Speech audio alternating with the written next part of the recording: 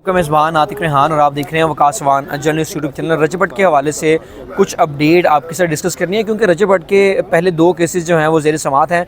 एक कराची में और एक जो उनका केस ज़ेर समाअत है वो लाहौर की सेशन कोर्ट में केस ज़ेर समाअत है, जहाँ पर उन्होंने अपनी अबूरी ज़मानत करवा रखी है। और उनके जो वकील हैं मियाँ अली इशफाक साहब हैं। मियाँ अली इशफाक साहब वही वकील हैं जिनका लाइसेंस जो है वो पंजाब बार ने मुअत्तल किया था। मैं रजब भट्ट के ऊपर आऊँगा। रजब भट्ट ने अपनी ज़मानत में तोसीक़ करवा रखी है 16 फरवरी तक, और जो कराची वाला केस है वो वहाँ पे मामला जो है उनके सॉर्ट आउट तकरीबन जो है जिस तरह देखने में आ रहा है कि सॉर्ट आउट हो चुके हैं। एक और केस जो है रजब भट्ट ने वो रजब भट्ट का केस क्या है और क्या मामला है, क्योंकि आपको एक और चीज़ बता देता हूँ। इस केस में जब ये गैम्बलिंग का तमाम मामला शुरू हुए थे तो रजब भट्ट जो हैं वो जो है बैरून मुल्क चले गए थे, और पहले वो दुबई गए। दुबई से बाद में उन्होंने जो है यूके चले गए, वहाँ पर नदीम नानेवाल के पास वो रिहाइश पजीर रहे। और बाद में खबरें सामने ये आई कि 6 से 7 महीने बाद उनको डिपोर्ट कर दिया गया, जिस पर उन्होंने कहा कि जी नहीं, डिपोर्ट नहीं किया गया, मैं खुद आया हूँ। मैं उस डिटेल में नहीं जाऊँगा। केस क्या है जी? केस ये है जी, जब इनको वापस आए थे तो इनका नाम जो है गैम्बलिंग एप्लीकेशन के हवाले से इनका मामला ये था कि इनका नाम जो है वो पासपोर्ट कंट्रोल लिस्ट में इनका नाम डाल दिया गया था, जिसका मकसद ये था कि ये बैरून मुल्क सफ़र नहीं कर सकते जब तक इन पे केसेस हैं। और इसी हवाले से टिकटॉकर नदीम मुबारक और रजब भट्ट ने पासपोर्ट कंट्रोल लिस्ट से नाम निकलवाने के लिए अपनी जो दरख्वास्तें हैं वो इस्लामाबाद हाई कोर्ट में दायर कर दी हैं। उसमें क्या क्या आज केस की समाअत थी, आज उस केस में क्या हुआ और समाअत कब तक मुलतवी हुई और दोबारा इन्होंने कब पेश होना है और अदालत ने क्या ऑर्डर जारी किए हैं, ये मैं आपको तफसील जो है ये बता देता हूँ जी। इस्लामाबाद हाई कोर्ट में टिकटॉकर नदीम मुबारक उर्फ नानी वाला और रजब भट्ट की पासपोर्ट कंट्रोल लिस्ट से नाम निकालने की दरख्वास्त पर समाअत हुई है। और इस्लामाबाद हाई कोर्ट के जस्टिस मोहम्मद आज़म खान ने रजब भट्ट और नदीम नानी वाला की दरख्वास्तों पर समाअत की। दरख्वास्त गुजार उनकी जानिब से बैरिस्टर राजा कदीर जंजुआ और अहद खर्ल एडवोकेट अदालत में पेश हुए। ये बैरिस्टर मियाँ अली इशफाक साहब की ही टीम है का हिस्सा हैं ये।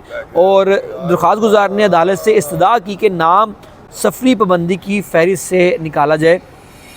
अब ये पासपोर्ट कंट्रोल लिस्ट है क्या?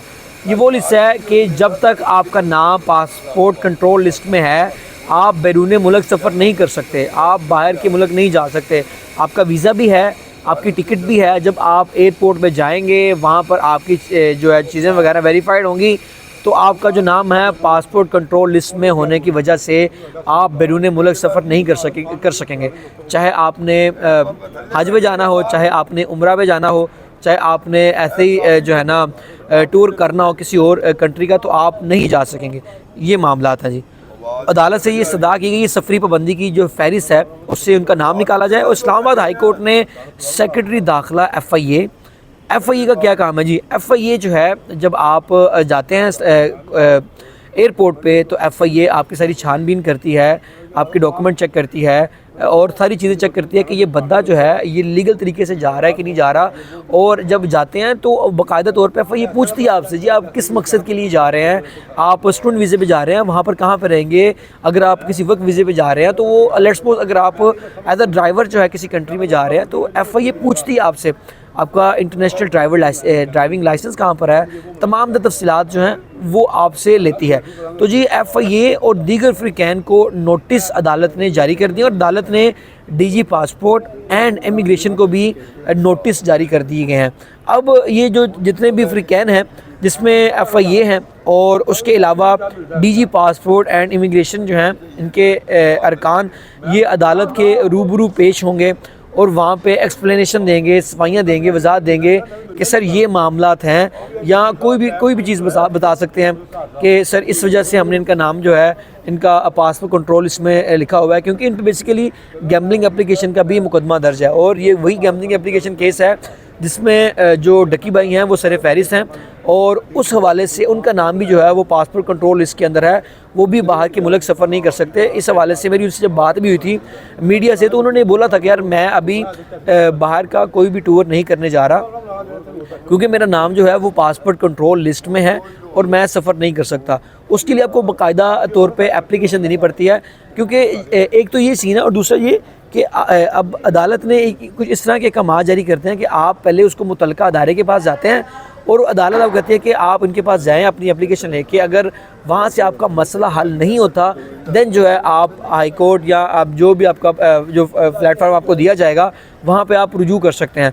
तो मुझे नहीं लगता है कि अभी तक रजब भट्ट ने वहाँ से रुजू किया है, मे भी वहाँ से रुजू कर लिया और वहाँ से उनको जो एक रिलीफ मिलना चाहिए वो अभी तक उनको नहीं मिला, तो उन्होंने अदालत से रुजू किया है। अदालत ने अब जो तमाम फ़िरक़ैन हैं उनको नोटिस जारी कर दिया है, ये अब अदालत के रूबरू पेश होंगे और बताएंगे जी रजब भट्ट का और नदीम नानीवाले का नाम पासपोर्ट कंट्रोल लिस्ट में क्यों डाला गया है। मैंने आपको पहले बताया इनका गैम्बलिंग का एक मुकदमा चल रहा था और एक जो है इनका कराची में जो मुकदमा था जहाँ पर आपको याद होगा रजब भट्ट को जो है वकला की जानिब से तशद्दुद का भी निशाना बनाया गया, जिस पे वकला की जानिब से बाद में मियाँ बिलाल साहब लाहौर में उन्होंने कहा जी जब आप लाहौर आएंगे तो आपको लाहौर में भी खुशबू लगाई जाएगी। फिर रजब भट्ट ने एक वजाहती बयान दिया था इस पर कि सर मैं आऊँगा लाहौर सेशन कोर्ट में भी, आपने जो आप कर सकेंगे आप कर लीजिएगा। फिर आप सब ने देखा कि जब वो अदालत में पेश हुए तो वहाँ पर इंतहाई सख्त सिक्योरिटी में, यूँ समझ लें कि उनको हथेलियों पे उठा के कोर्ट रूम तक लेके जाया गया, वहाँ से उनकी हाज़िरी मुकम्मल करवाई गई और हथेलियों पे उठा के उनको गाड़ी तक जो है वो पहुँचा दी गई। सोशल मीडिया पर ये इस चीज़ काफ़ी तनकीद का निशाना बन रही थी कि जी एक मुलजिम को आपने इतना प्रोटोकॉल क्यों दिया है, पुलिस की इतनी भारी नफरी क्यों दी है। तो आपको बता दूं ये उसका हक है अगर उसको लगे कि उसकी जान को कहीं ना कहीं ख़तरा है, क्योंकि आपको पता है कि कराची में वो इंसिडेंट हो गया था तो लोगों को ये लग रहा था कि लाहौर के अंदर भी खुदा न खासा ये इंसिडेंट हो सकता है।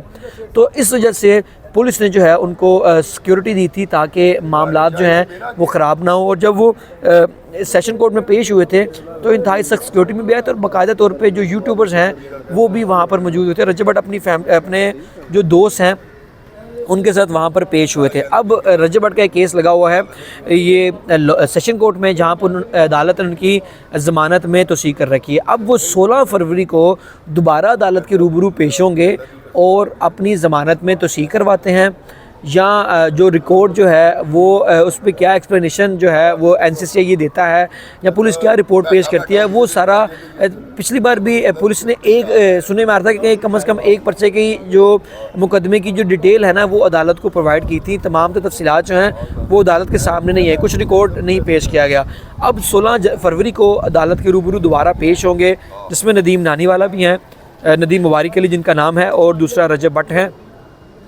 ये दोनों अदालत के रूबरू पेश होंगे और अपनी ज़मानत में तोसीक़ करवाएंगे। अब ये देखना है कि ये उस दिन भी आया इंतहाई सख्त सिक्योरिटी में आते हैं या सिक्योरिटी नहीं होती। अब एक तो चीज़ ये होगी, दूसरा ये कि जो दूसरा इस्लामाबाद वाला केस है जो वहाँ पे लगा हुआ है जिसमें उन्होंने पासपोर्ट कंट्रोल इससे अपना नाम निकलवाने के लिए दरख्वास्त दायर की है, वो अदालत ने समाअत जो है गैर मुअय्यना मुद्दत तक मुलतवी कर दी है। इस केस में जितनी भी अपडेट होगी आप तक पहुँचाते रहेंगे। मज़ीद अपडेट के लिए चैनल को सब्सक्राइब कर लीजिए। अपने मेज़बान नातिक रेहान को दीजिए इजाज़त। अल्लाह ने के बाद।